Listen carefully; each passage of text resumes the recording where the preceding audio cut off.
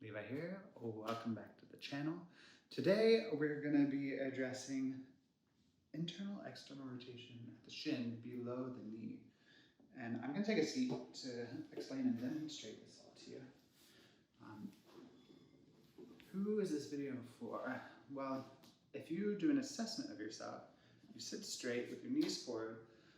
Now what I will suggest and encourage is, if you haven't already done them, go back and do the stretches that precede this one. Because if you haven't, what you're doing with this next bit, you might just be creating a bit of a band-aid that's not addressing, actually correcting a whole chain of movement. So you're welcome to do this one as a standalone, but it's probably not going to hold and be as effective as it will be if you will work from the hips down this way. Once you set and stabilize the hips and work down, then you're looking at more of a lasting result. So this one, what we're dealing with is what to do if your shin or even your foot indicates that it's inward of your knee or outward of your knee and not sitting neutral. Neutral, how I like to define this, is if your knee lines up with your second toe or the toe right next to your big toe. That is neutral in my mind. Anything close to that is good. If you're neutral in these areas, it's fine. Skip ahead to the next video and we'll see you there. But if you're externally rotated or internally rotated, then what's going on is that this joint where the femur meets the tibia is rotated. And every step you take has the potential to wear down the cartilage between your knee. And this could be, even right now, it could be a revelation or an explanation for you as to why you might have some knee pains. There are various things that could go on your knee that could create that, but this is a major one. The components that we're looking at on an anatomical muscular level, so we're actually looking at the hamstrings. So the hamstrings as a group pulls your shin back this way, and you find in our other videos we mentioned don't stretch the hamstrings. I want to specify that. Don't stretch the hamstrings as a group because most of you don't need that. It will most likely cause more issues in most of your bodies. But the secondary function of a hamstring complex is to internally and externally rotate the shin here. If you notice these tendons engaging, doing like a tug or a pulley thing, those are my hamstrings creating that. So if you have an internal external rotation, it's an imbalance within your hamstrings, where part of your hamstring is shortened, the other part is lengthened. So here's how we address it. If you have an external rotation where you have more of like that ballet posture, and we're not looking from the whole thigh down, we're only looking from, is it pointing outwards from your knee? Then here's what we're going to do for that. Okay, so you're going to put your feet together, knees together, and as you breathe in, I'm going to have you squeeze your heels together. This part of your foot is relaxed, but this part, you're having tension, you're squeezing it.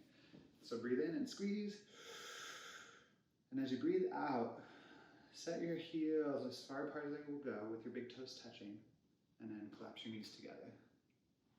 Breathe in, squeeze your heels.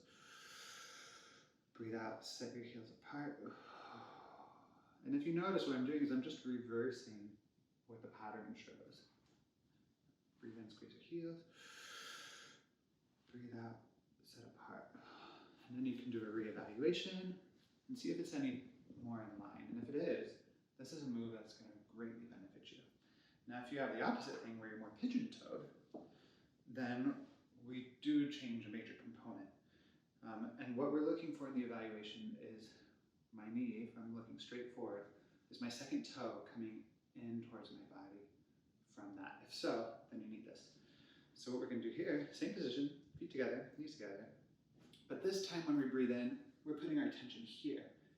If this is my big toe, right here, there's like the ball joint. Well, not a ball joint, but the ball area at my big toe. We're going to squeeze right here between them.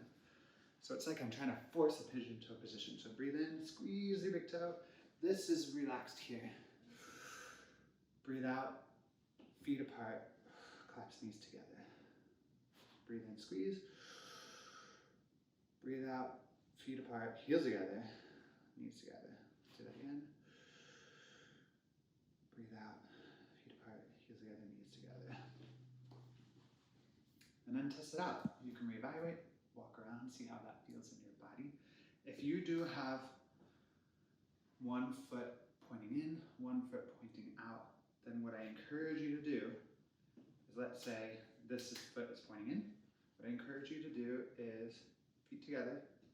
What I'm going to do, this one just stays planted. I'm not doing anything with it. When I breathe in, I'm squeezing this foot in. And then stepping it out. Breathing it in. Pushing into that one. Stepping it out. So I'm training this one out if it was turned in. Now if this one was turned out, then feet together. This one is not planted, not doing anything. Breathe in. Push this heel into that foot. Set my heel out. Collapse my knee. So what we're doing there is just isolating. So if you have any questions, leave a comment. I'd love to hear your thoughts. If there's anything more I can clarify and answer, I'd like to do that there.